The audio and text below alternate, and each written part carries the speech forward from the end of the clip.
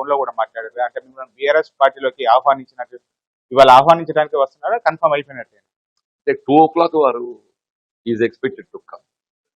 అంటే వాస్తవంగా ఏదైతే బీఆర్ఎస్ ప్రస్తుత పరిస్థితులలో నేను కాంగ్రెస్ పార్టీ వీటి నాడే ప్రత్యామ్నాయంగా ఏ పార్టీలో చేరాలనేటువంటి ఆలోచన నిర్ణయం తీసుకోవడానికి కొంత సమయం తీసుకోవడం జరిగింది. ఈ 15 రోజుల లోపల ఏదైతే ఉన్నదో ప్రస్తుతం నెలకొన్నటువంటి ఒక రాజకీయ పరిస్థితులు, ప్రజల్లో అభిప్రాయం, ఇవాళ ఆనాడు 10 సంవత్సరాల కేసీఆర్ గారి పాలన చూసిన తర్వాత ప్రజలు మరింత మెరుగైన పాలన కావాలని చెప్పి కోరుతున్నారు.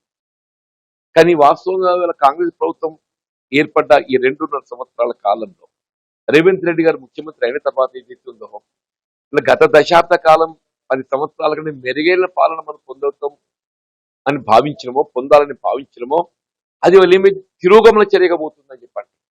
తిరోగమన చర్యగా పోతుంది.